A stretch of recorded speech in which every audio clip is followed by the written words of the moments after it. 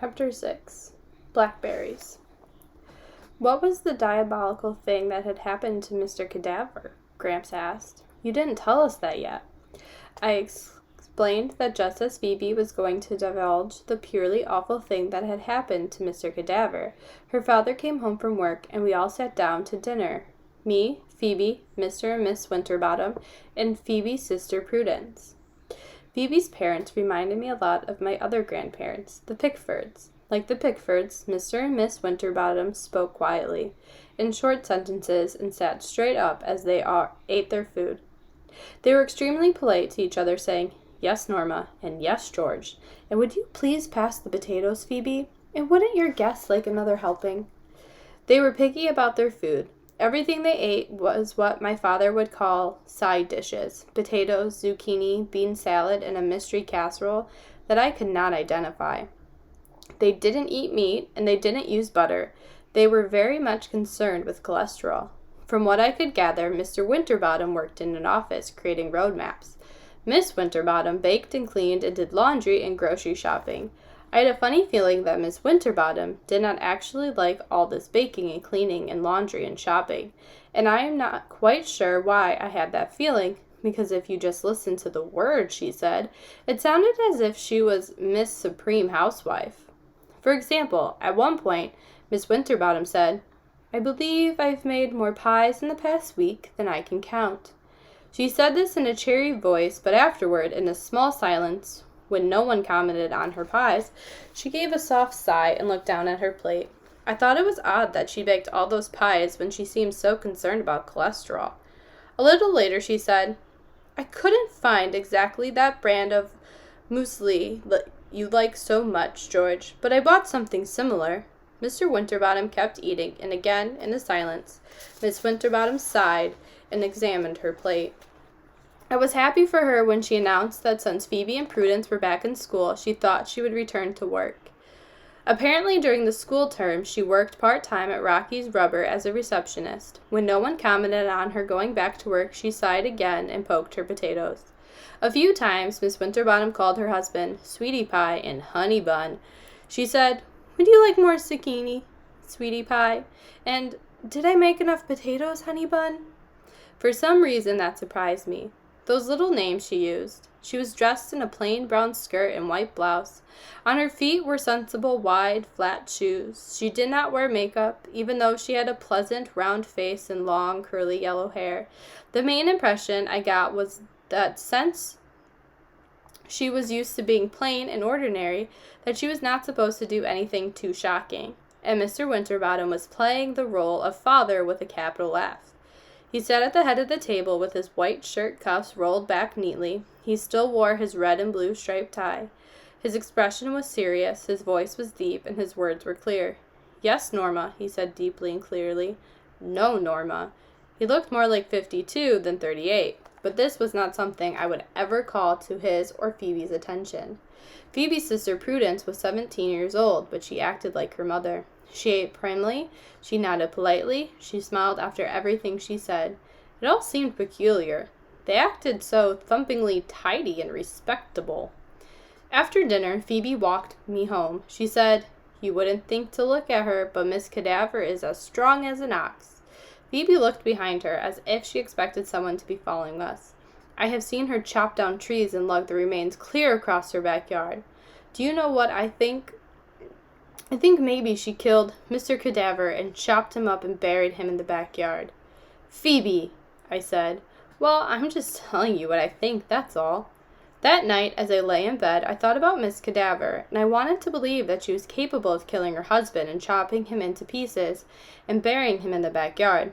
And then I started thinking about the blackberries, and I remembered a time my mother and I walked around the rims of the fields and pastures and bybanks, picking blackberries. We did not pick from the bottom of the vine or from the top.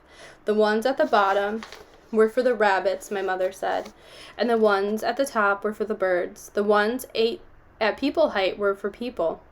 Lying in bed, remembering those blackberries made me think of something else, too. It was something that happened a couple years ago. On a morning when my mother slept late, it was that time she was pregnant. My father had already eaten breakfast, and he was out in the fields. On the table, my father had left a single flower in each of the 2 juice glasses, a black-eyed Susan in front of my place and a white petunia in front of my mother's.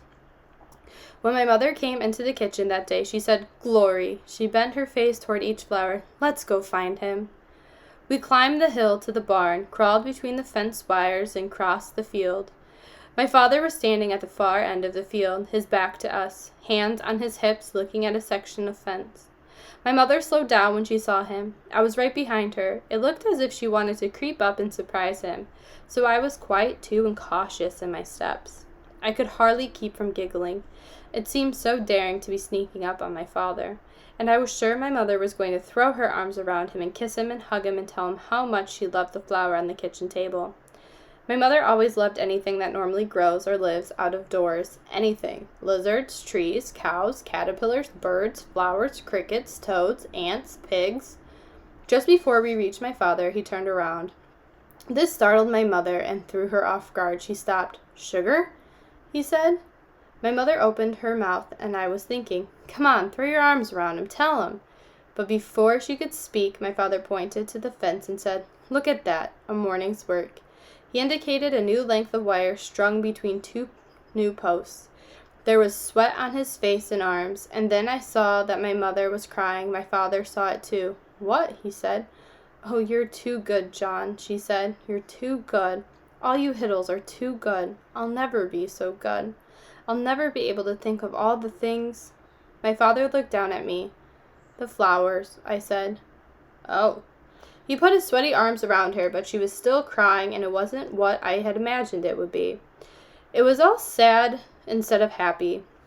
The next morning, when I went into the kitchen, my father was standing beside the table looking at 2 small dishes of blackberries, still shiny and wet with dew.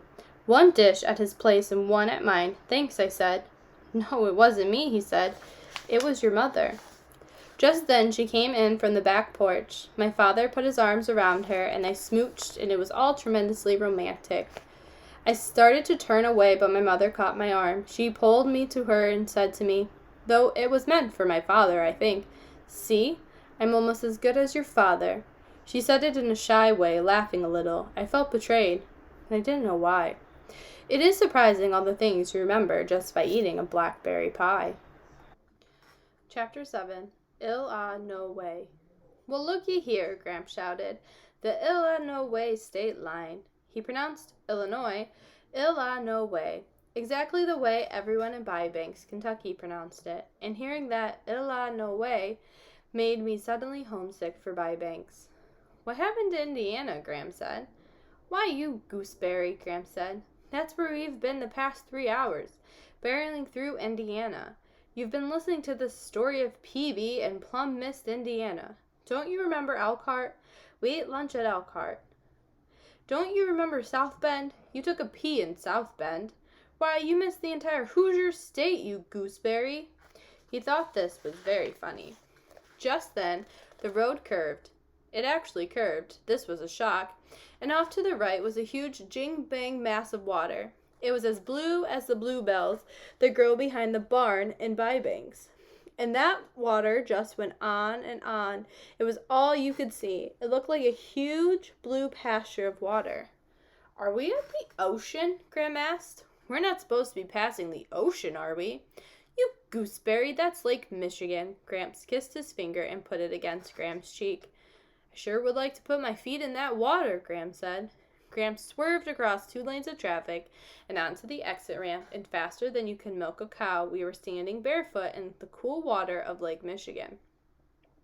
The waves splashed up on our bodies, and the seagulls flew in circles overhead, calling in one great chorus as if they were glad to see us.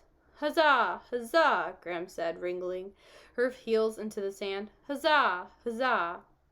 We stopped that night on the outskirts of Chicago. I looked around at what I could see of Illinois from the Howard Johnson Motel. It might as well have been 7,000 miles from the lake. It all looked precisely like northern Ohio to me, with its flat land and long, straight roads, and I thought what a very long journey this was going to be. With the dark came the whispers. Rush, hurry, rush. That night I lay there trying to imagine Lewiston, Idaho, but my mind would not go forward to a place I had never been. Instead, I kept drifting back to Bybanks. When my mother left for Lewiston, Idaho, that April, my first thoughts were, how could she do that? How could she leave me? As the days went on, many things were harder and sadder, but some things were strangely easier. When my mother had been there, I was like a mirror. If she was happy, I was happy. If she was sad, I was sad. For the first few days after she left, I felt numb, non-feeling. I didn't know how to feel. I would find myself looking around for her to see what I might want to feel. One day, about 2 weeks after she had left, I was standing against the fence watching a newborn calf wobble on its thin legs. It tripped and wobbled and swung its big head in my direction and gave me a sweet, loving look. Oh, I thought, I am happy at this moment in time. I was surprised that I knew this all by myself, without my mother there. And that night in bed, I did not cry. I said to myself, Solmanica Tree Hiddle, you can be happy without her. It seemed a mean thought, and I was sorry for it, but it felt true. In the motel, I was remembering these things. Gram came and sat on the edge of my bed. She said, do you miss your daddy? Do you want to call him? I did miss him, I did want to call him, but I said, no, I'm fine, really. He might think I was a goose if I had to call him already. Okay then, Chickabiddy, Gram said, and when she leaned over to kiss me, I could smell the baby powder she always used. That smell made me feel sad, but I didn't know why. The next morning, we got lost leaving Chicago. I prayed, please don't let us go and get in an accident. Please get us there in time. Gramps said, at least it's a mighty fine day for a drive. When we finally found a road heading west, we took it. Our plan was to curve across the lower part of Wisconsin, veer into Minnesota, and then barrel straight through Minnesota, South Dakota, and Wyoming, sweep up into Montana, and cross the Rocky Mountains into Idaho. Gramps figured it would take us about a day in each state. He didn't intend to stop too much until we reached South Dakota, and he was really looking forward to South Dakota. We're going to see the Badlands, he said. We're going to see the Black Hills. I didn't like the sound of either of those places, but I knew why we were going there. My mother had been there. The bus that she took out to Lewiston stopped in all the tourist spots. We were following along in her footsteps. Chapter 8, The Lunatic. Once we were well on the road, out of Illinois, Gram said, go on with Peavy. What happened next? Do you want to hear about the lunatic? Goodness, Gram said, as long as it's not too bloody. That Peavy is just like Gloria. I swear, a lunatic. Imagine. Gramps said, did Gloria really have a hankering for me? Maybe she did, and maybe she didn't, Gramps said. Well, gall dang, I was only asking. Seems to me, Gramps said, you've got enough to worry about concentrating on these roads without worrying about Gloria. Gramps winked at me. In the rear view mirror, I think our gooseberry is jealous, he said. I am not, Gramps said. Tell about PB, Chickabiddy. I didn't want Gram and Gramps to get in a fight over Gloria, so I was happy to continue telling Phoebe's story. I was at Phoebe's one Saturday morning when Mary Lou Finney called and invited us over to her house. Phoebe's parents were out, and Phoebe went all around the house checking to make sure that the doors and windows were locked. Her mother had already done this, but she made Phoebe promise to do it as well, just in case, Miss Winterbottom had said. I was not sure just in case of what. Maybe in case someone had snuck in and opened all the windows and doors in the 15 minutes between the time she left and the time we did. You can never be too careful, Miss Winterbottom had said. The doorbell rang. Phoebe and I looked out the window. Standing on the porch was a young man who looked about 17 or 18, although I am not as good at guessing people's ages as blind Miss Partridge is. The young man was wearing a black t-shirt and blue jeans, and his hands were stuffed into his pockets. He seemed nervous. My mother hates it when strangers come to the door, Phoebe said. She's convinced that any day one of them will burst into the house with a gun and turn out to be an escaped lunatic. Oh, honestly, Phoebe, I said, do you want me to answer the door? Phoebe took a deep breath. We'll do it together.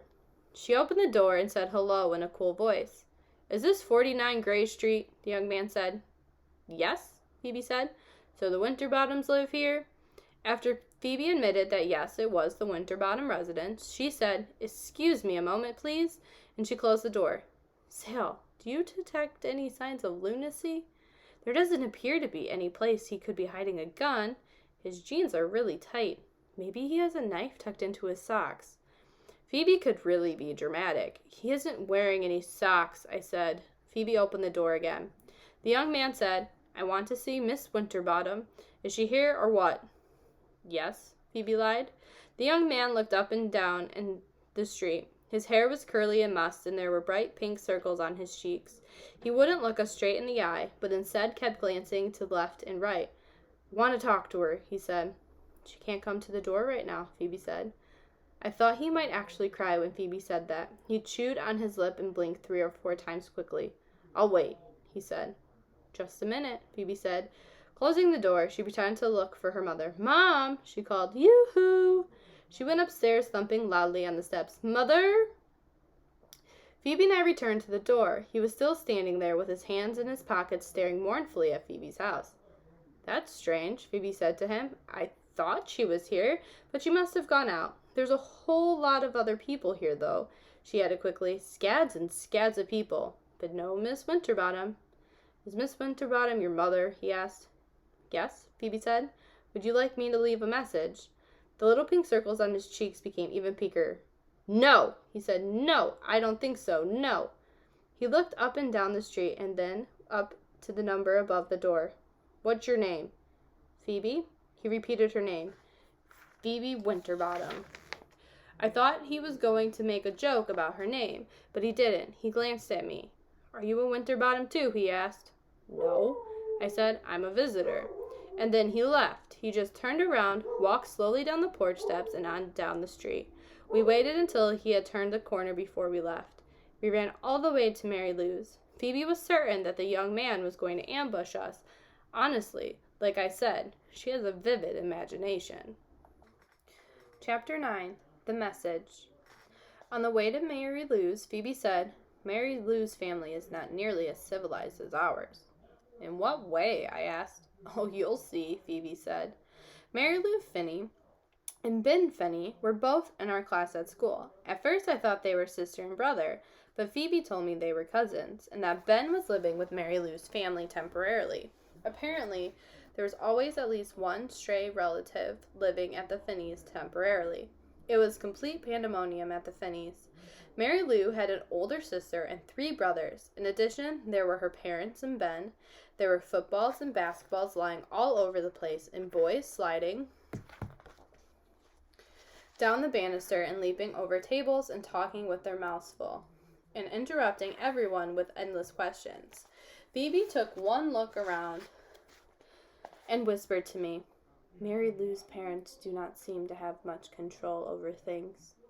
Phoebe could sound a bit prissy sometimes. Mr. Finney was lying in the bathtub with all his clothes on, reading a book. From Mary Lou's bedroom window, I saw Miss Finney lying on top of the garage with a pillow under her head. "What's she doing?" I asked. Mary Lou peered out the window. "King of Kings, she's taking a nap."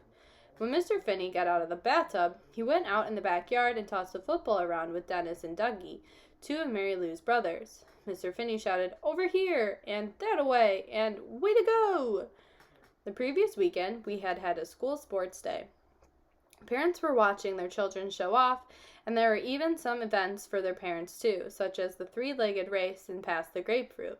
My father could not come, but Mary Lou's parents were there, and so were Phoebe's. Phoebe had said, "The games are a little childish sometimes, which is why my parents don't usually participate."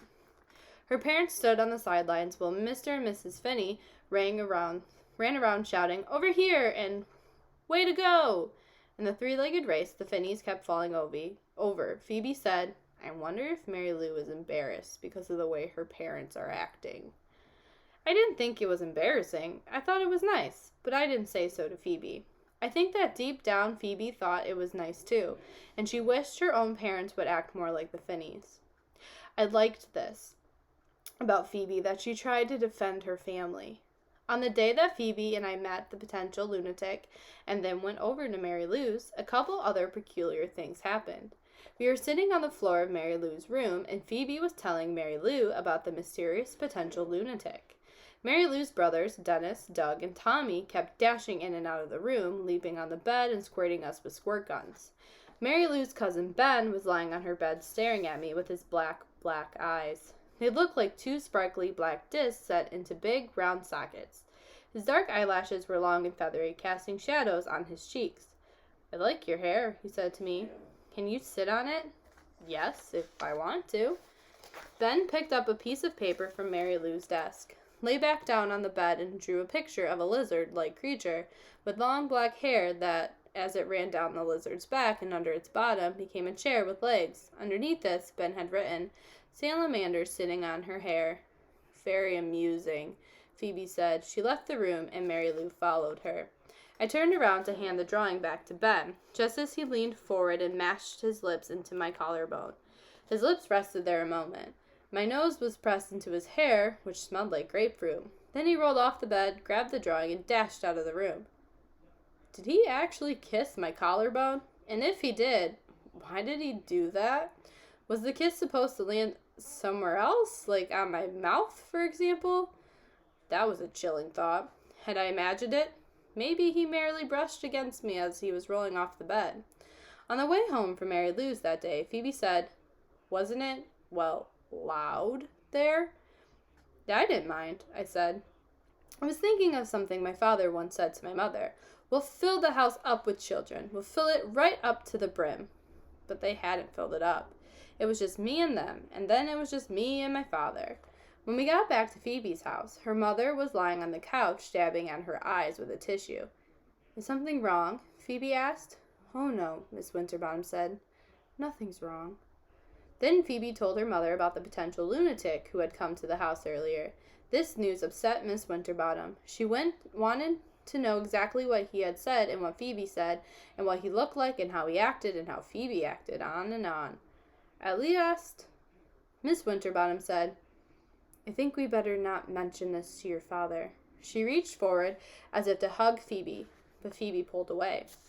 Later, Phoebe said, "That's odd. Usually my mother tells my father absolutely everything." "Maybe she's just trying to save you from getting into trouble for talking with a stranger." "I still don't like keeping it secret from him," Phoebe said. We walked out onto her porch, and there, lying on the top step, was a white envelope. There was no name or anything on the outside.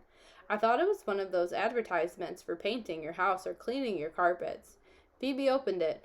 "Gosh," she said. Inside was a small piece of blue paper, and on it was printed this message: "Don't judge a man until you've walked 2 moons in his moccasins." "What an odd thing," Phoebe said. When Phoebe showed the message to her mother, Miss Winterbottom clutched at her collar. "Who could it be for?" Miss Winterbottom asked. Mr. Winterbottom came into the back door carrying his golf clubs. "Look, George," Miss Winterbottom said. "Who could this be for?" "I couldn't say, really," Mr. Winterbottom said. "But, George, why would someone send us that message?" "I couldn't say, Norma. Maybe it isn't for us." "Not for us," Miss Winterbottom said, "but it was on our steps." "Really, Norma, it could be for anyone. Maybe it's for Prudence or Phoebe." "Phoebe?" Miss Winterbottom asked. "Is it for you?" "For me?" Phoebe said. "I don't think so." "Well, who is it for?" Miss Winterbottom said. She was awfully worried. I believe she thought it came from the potential lunatic. Chapter 10. Huzzah! Huzzah! I had just finished telling Gram and Gramps about the mysterious message when Gramps pulled off the freeway. He said he was tired of chewing up the road, and the white lines down the middle of the highway were starting to wiggle. As he drove into Madison, Wisconsin, Gramps said, "I feel a little sorry for Miss Winterbottom. She doesn't sound very happy." "They all sound screwy, if you ask me," Gramps said. "Being a mother is like trying to hold a wolf by the ears," Gramps said. "If you have 3 or 4 or more chickabiddies, you're dancing on a hot griddle all the time. You don't have time to think about anything else. And if you've only got 1 or 2, it's almost harder. You have room left over, empty spaces that you think you've got to fill up." "Well, it sure ain't a cinch being a father either," Gramps said. Gramps touched his arm. "Horse feather," she said. Round and round we drove until Gramps saw a parking space. Another car saw it too, but Gramps was fast and pulled in. And when the man in the other car waved his fist, Gramps said, "I'm a veteran. See this leg? Shrapnel from German guns. I saved our country." We did not have the correct change for the parking meter, so Gramps wrote a long note about how he was a visitor from Bybanks, Kentucky, and he was a World War II veteran with German shrapnel in his leg, and he kindly appreciated the members of the fair city of Madison allowing him to park in this space even though he did not have the correct change for the meter. He put this note on the dashboard. "Do you really have German shrapnel in your leg?" I asked. Gramps looked up at the sky.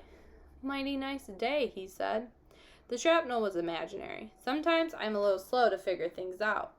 My father once said I was as gullible as a fish. I thought he said edible. I thought he meant I was tasty. The city of Madison sprawls between two lakes, Lake Mendota and Lake Monona, and dribbling out of these are other piddly lakes. It seemed as if the whole city was on vacation, with people riding around on their bikes and walking along the lakes and feeding the ducks and eating and canoeing and windsurfing. I'd never seen anything like it. Graham kept saying, "Huzzah! Huzzah!" There's a part of the city where no cars can go, and thousands of people stroll around eating ice cream. We went into Ella's Kosher Deli and Ice Cream Parlor and ate pastrami sandwiches and kosher dill pickles, followed by raspberry ice cream. After we walked around some more, we were hungry again, and so we had lemon tea and blueberry muffins at the Steep and Brew. All the while, I heard the whispers, "Rush, hurry, rush." Graham and Gramps moved so slowly. "Shouldn't we go now?" I kept asking, but Graham would say, "Huzzah, huzzah," and Gramps would say, "We'll go soon, Chickabiddy, soon."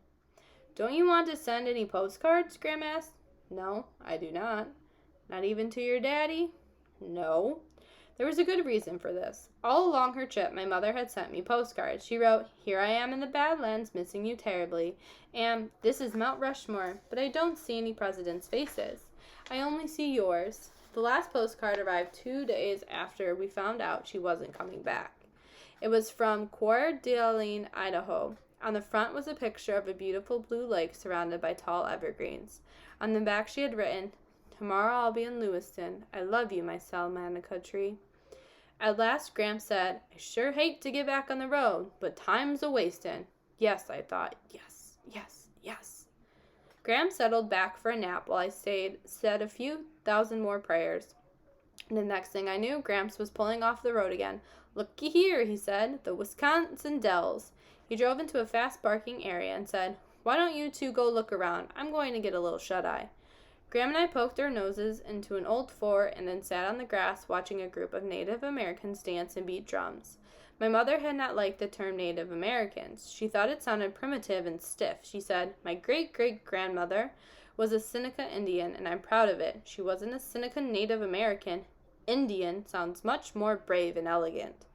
In school, our teacher told us we had to say Native American, but I agreed with my mother. Indian sounded much better. My mother and I liked this Indianness in our background. She said it made us appreciate the gifts of nature. It made us closer to the land. I lay back and closed my eyes, listening to the drums beat rush, rush, rush, and the dancers chant, "Hurry, hurry, hurry." Someone was jingling bells too, and for a moment I thought of Christmas and sleigh bells. When I opened my eyes again, Graham was gone. I glanced around, trying to remember where we had parked the car. I looked through the crowd back at the trees at the concession stand. "They've gone," I thought. "They've left me." I pushed through the people. The crowd was clapping, the drums were beating.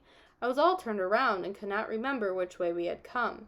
There were 3 signs indicating different parking areas. The drums thundered. I pushed further into the crowd of people who were now clapping louder, in time with the drums. The Indians had formed 2 circles, one inside the other, and were hopping up and down. The men danced in the outer circle and wore feather headdresses and short leather aprons. On their feet were moccasins, and I thought again about Phoebe's message. Don't judge a man until you've walked 2 moons in his moccasins. Inside the circle of men, the women in long dresses and ropes and beads had joined arms and were dancing around one older woman who was wearing a regular cotton dress. On her head was an enormous headdress, which had slipped down over her forehead. I looked closer. The woman in the center was hopping up and down. On her feet were flat white shoes. In the space between drum beats, I heard her say, "Huzzah! Huzzah!"